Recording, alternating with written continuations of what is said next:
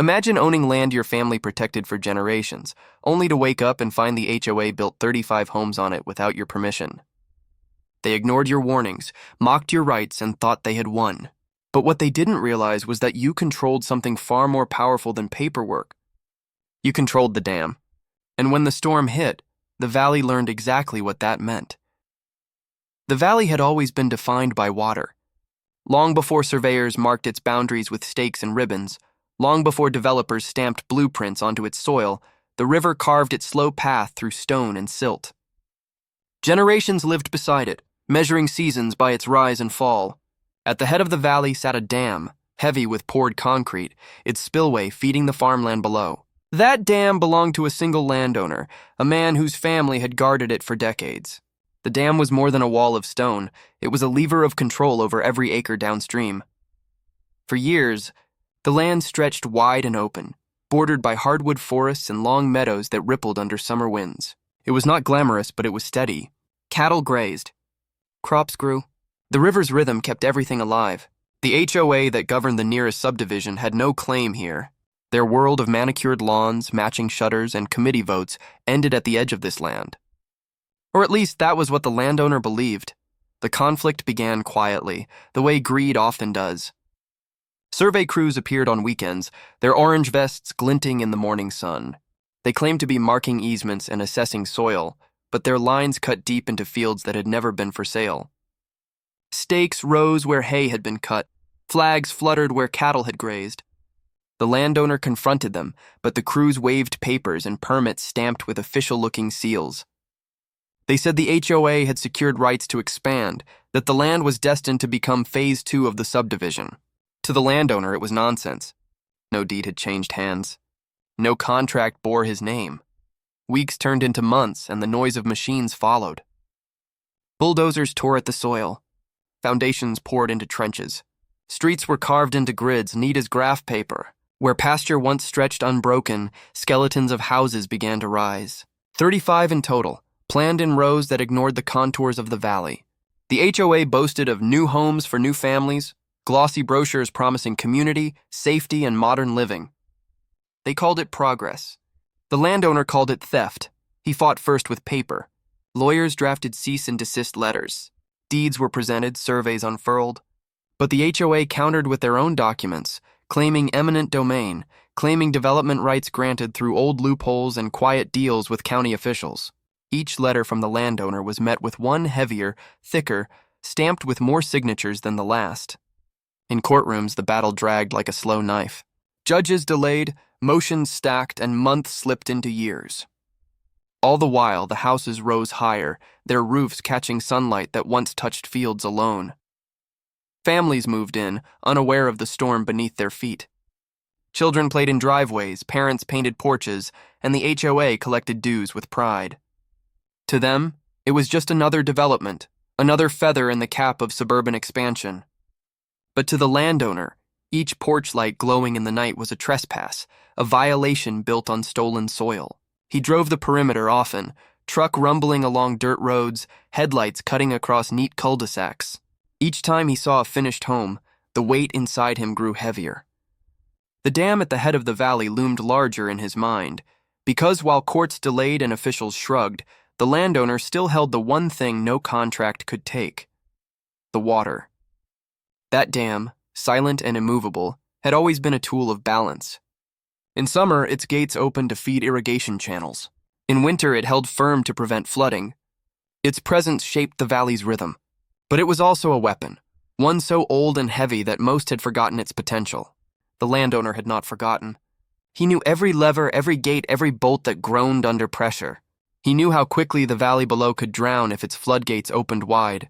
The HOA built recklessly close, their engineers assuming the dam was just background, a relic of old farmland. They did not ask questions. They did not reinforce their storm drains. They paved culverts too narrow, planted basements too shallow. They treated the dam as scenery, not as master. In their arrogance, they forgot that control of water meant control of everything. The landowner kept his anger quiet, storing it like water behind a wall. But each fine mailed to him for trespassing on land he owned, each letter accusing him of interfering with development, Each attempt to silence him in court, every act added weight to the reservoir inside. And just like water behind a dam, pressure builds. It does not vanish. It waits. One night, standing at the crest of the dam, he listened to the roar of water pounding against concrete. The floodgates below rattled like iron teeth. He looked out across the valley, the roofs of 35 houses glinting under a pale moon. He thought of his grandfather, who had poured the dam's first stones by hand, swearing the land would never be taken by outsiders. He thought of contracts ignored, courts that stalled, neighbors who stole with pens and machines.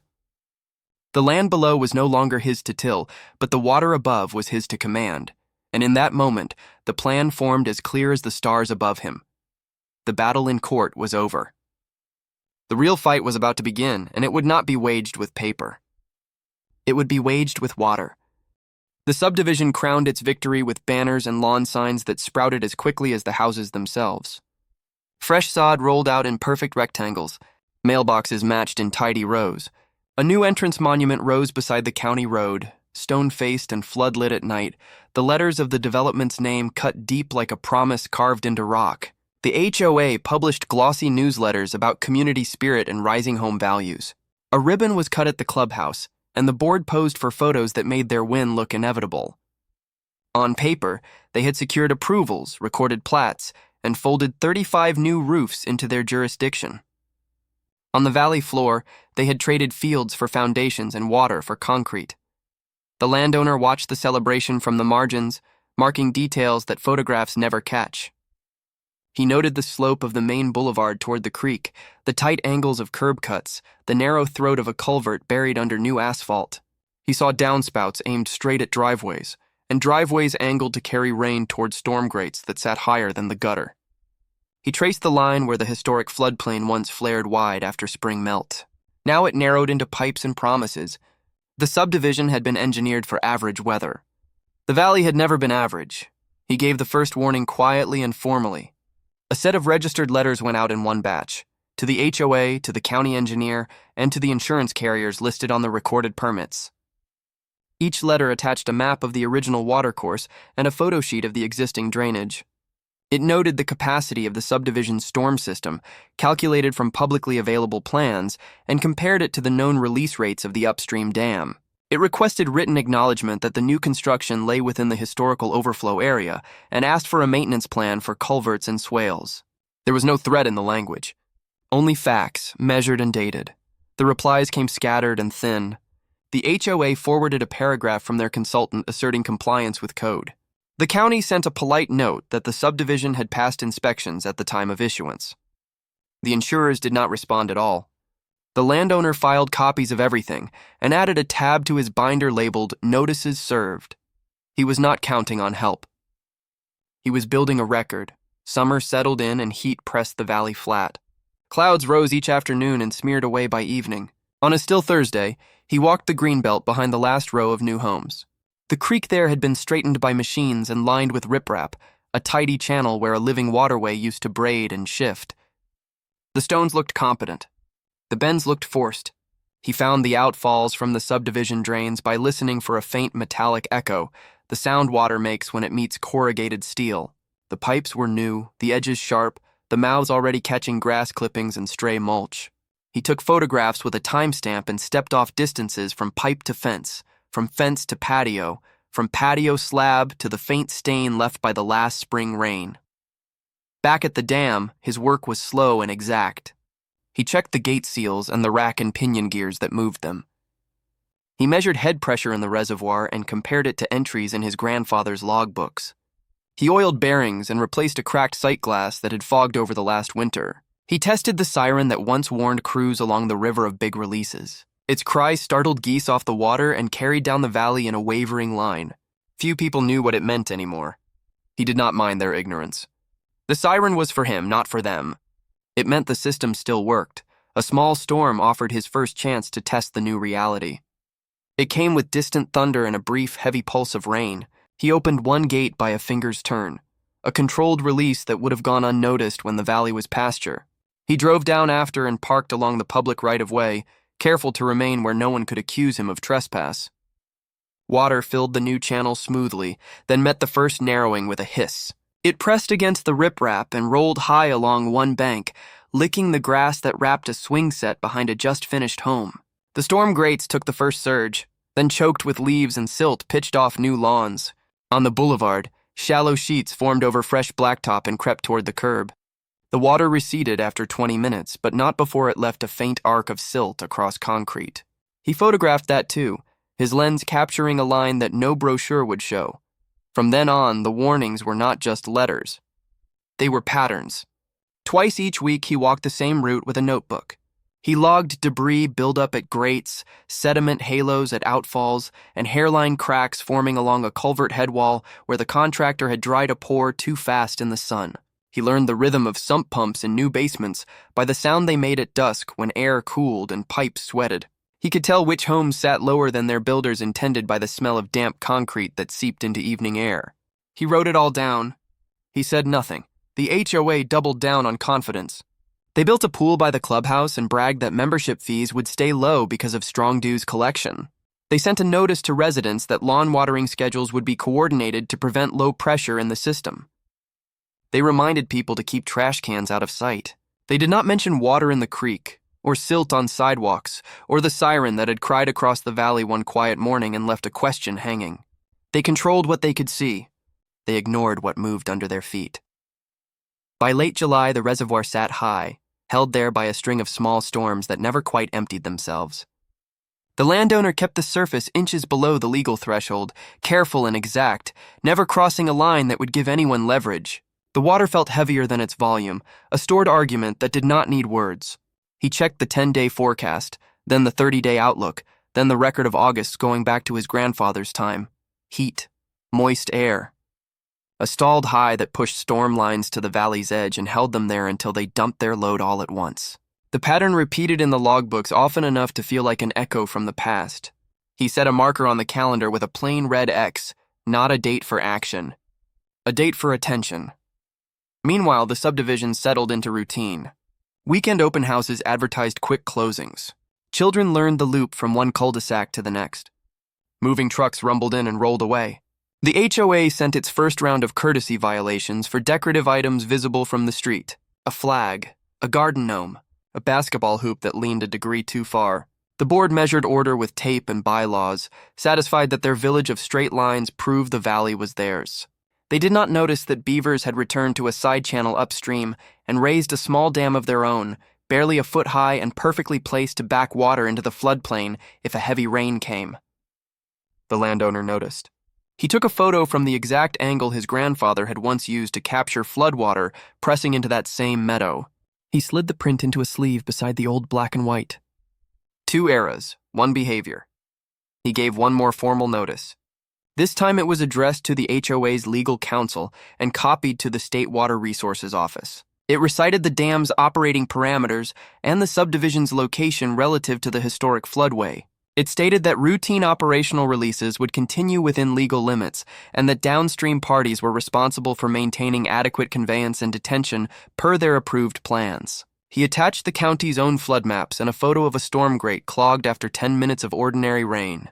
He asked again for acknowledgement and a maintenance schedule. No response came.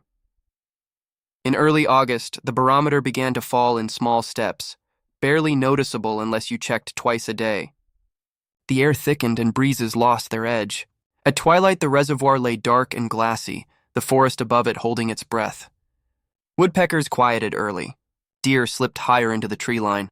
The landowner marked the signs with the same gravity he brought to gate inspections. Nature always speaks first. People usually listen last. The forecast finally caught up to the feeling in the air. A slow-moving system formed to the south and promised to drift north with meetings of heat and moisture that rarely ended politely. The meteorologists used measured language about training storms and high precipitable water. The valley understood a simpler translation. Long, heavy rain. He studied the radar loops until the colors began to paint the same strokes he remembered from entries made in his grandfather's hand. He slept in short stretches and woke to check the reservoir in the dark. The gauge lights glowed like small moons. Levels held high but lawful. The gates sat ready. He was not reckless. He did not intend surprise at night or panic in the dark. His plan relied on daylight and documentation. He would raise the siren before any major release and record gate positions with timestamps, photographs, and witness statements if he could manage them. He would keep within the dam's permitted discharge rates and let physics and poor design do the rest. The valley would write the ending. He would only remove the pause the HOA had forced into its flow. The storm line reached the county line just after noon on a Saturday. Dark bands stacked like cordwood on the horizon. The storm line reached the county line just after noon on a Saturday. Dark bands stacked like cordwood on the horizon. Wind pressed leaves into their undersides and left them there, pale and trembling. The first drops fell fat and far apart, then closed ranks into a steady sheet. Gutters filled. Downspouts gurgled. The creek in the green belt churned with an eagerness that new rock could not disguise. The landowner stood at the control house and felt the dam vibrate a fraction under the new weight. He set his hand on the wheel and glanced at the clock. He had done everything the slow way first. He had warned. He had documented. He had waited. The storm did not come in a rush. It came in waves. Heavy rain fell for an hour, then paused, then came back harder. By late afternoon, the whole valley was drenched. The streets in the new subdivision looked like mirrors. Driveways shined with water that had nowhere to go. Gutters spit out small waterfalls, and the sound of pumps hummed from basements that were already fighting to stay dry. Up at the dam, the reservoir was full. The water pressed against the wall with a steady force, the kind you don't see but can feel in your chest when you stand close. The landowner had been there all day, checking levels, checking the sky, waiting. He had warned the HOA and the county, but no one had listened. Now the moment had arrived. He opened the gate. Not all the way, just enough. Enough to let the backed-up water surge through the spillway with a roar. It wasn't reckless. It was controlled, the kind of release the dam had been built to handle. But for the new homes downstream, it was more water than their narrow pipes and shallow drains could ever carry. Within minutes, the small creek behind the subdivision turned wild. The current foamed against its banks. Stones the developers had lined up so neatly were lifted and rolled like dice. Water pushed into backyards, first as puddles, then as sheets. Swing sets shivered as water lapped at their bases. Lawn chairs floated. Children were rushed indoors as parents realized this was not normal rain. The landowner stood at the dam's edge and listened. The floodgates rattled, the siren above him wailed, and the valley answered with its own voice, the sound of rushing water reclaiming space it had always owned. In the subdivision, panic spread quickly. Cars tried to leave, tires hissing as they cut through rising water. Some stalled at the low point of the boulevard, where water gathered in a pool too deep to cross. Neighbors shouted over the storm, dragging trash bins and yard tools out of the current. A few stood at their windows, staring out at the brown water climbing their porches. The HOA board members rushed to their clubhouse, phones in hand, calling county offices, calling emergency numbers. But the county had no quick fix for this. They had approved the plans. They had signed off on the drainage, and now the drainage was failing. By nightfall, 35 homes sat in chaos. Basements filled first, sump pumps choking out one last gurgle before falling silent. Carpets soaked. Drywall swelled. The smell of wet insulation and mud crept in as families dragged what they could upstairs. The streets were rivers. The carefully painted mailboxes leaned under the current. The proud stone monument at the entrance stood half buried in water, its lights flickering. Upstream, the landowner closed the gate slightly, steadying the release. He wasn't trying to destroy the valley. He wasn't careless. He was proving a point, the same point he had tried to explain with letters and maps and warnings. The land could not simply be stolen. It had a memory, and the water had always been part of that memory. The storm raged into the night, the flood holding its grip. In the silence between bursts of thunder, the only sound was water rushing through places it never should have been. The landowner knew this was only the beginning. The water would recede, yes, but the damage would remain. And when the sun rose, the HOA would see what their arrogance had built on stolen ground. When the rain finally stopped, the valley looked broken. The morning light showed a neighborhood that no longer looked new. Mud streaked the white siding of houses. Lawns were torn apart, the neat lines of sod ripped and carried away. Cars sat tilted in driveways, their tires half sunk in muck. The proud stone entrance sign now leaned at an angle, its lights dead and wires exposed. Inside the homes, it was worse. basements were ruined. Water had soaked through carpets and walls, leaving behind the thick smell of mold and sewage. Toys floated in corners. Furniture warped. Boxes of family photos and keepsakes turned into piles of soggy paper. The subdivision that had been sold as safe and modern now felt fragile, like it had been built on lies. The HOA tried to take control quickly. They sent out messages about cleanup crews, about insurance claims, about keeping calm. But the families were angry. Many had already learned that their homeowner's insurance didn't cover flood damage. The policies excluded it, because technically the neighborhood had been built in a known floodplain. Nobody had told them that when they signed their contracts. Now, they were facing tens of thousands of dollars in damage with little hope of help. The county sent inspectors, their boots sinking in the mud as they walked the streets. They shook their heads at the storm drains, clogged with mulch and leaves. They measured water lines on garage doors, higher than anyone wanted to admit. They knew the truth, even if they didn't say it aloud. The subdivision had been built where it never should have been built. And the dam upstream had only reminded everyone of that fact. Meanwhile, the landowner stayed silent. He watched from a distance, his binder of letters and warnings stacked neatly on his desk. He had proof that he had followed the law, that his releases had been within legal limits. The storm had been real, the rain heavy, and the floodplain had behaved exactly as history said it would. He hadn't destroyed anything. The HOA had destroyed itself when it built over land that didn't belong to them. Neighbors turned on the HOA board. At emergency meetings in the soggy clubhouse, voices rose in anger. Homeowners demanded to know why they hadn't been warned about the flood risk. They demanded to know who had signed the papers that allowed houses to go up where water always wanted to flow. Some accused the board of being in on shady deals with developers. Others threatened lawsuits. The room, once so proud of its unity, was now divided by rage and suspicion. The board tried to push the blame onto the storm, onto the county, even onto the landowner. They called him reckless. They said he had released too much water, but the evidence didn't match their words. County officials checked the dam logs and confirmed that every gate movement was within regulation. The release was legal. The problem wasn't the dam. The problem was where they had chosen to build. Families began to talk about leaving. Some packed boxes, not because they were ready to move, but because the smell of mold made it impossible to stay. For sale signs popped up along the boulevard, their bright colors standing awkwardly in yards still covered with mud. But buyers were rare. Word spread quickly in nearby towns. The new subdivision was a flood zone. No one wanted to buy into a neighborhood already known for disaster. For the landowner, the silence after the storm was heavier than the storm itself. He didn't celebrate. He didn't smile at their pain. But he felt a cold kind of justice. For years he had been ignored, mocked, and pushed aside. The HOA had built on his land, pretending the river and the dam didn't matter. Now they knew better. And still, the water wasn't done with them. The weeks after the flood were filled with arguments, paperwork, and silence that carried more weight than words. Families who had once smiled at block parties now avoided each other, each lost in their own losses. The sound of pumps and contractors filled the subdivision, but the repairs never seemed enough. Drywall was torn out, carpets thrown into dumpsters, furniture left to rot at the curb. Every morning, the street looked more like a disaster zone than a neighborhood. The lawsuits came next. Families filed against the developers, claiming they had been lied to about the land.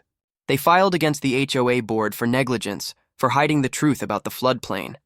Some even tried to sue the landowner, blaming him for opening the gates. But the county's reports shut that down quickly.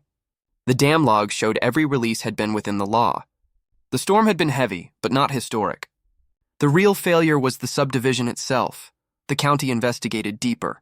They found shortcuts in drainage design, approvals rushed through without proper studies, signatures that seemed too eager to look the other way.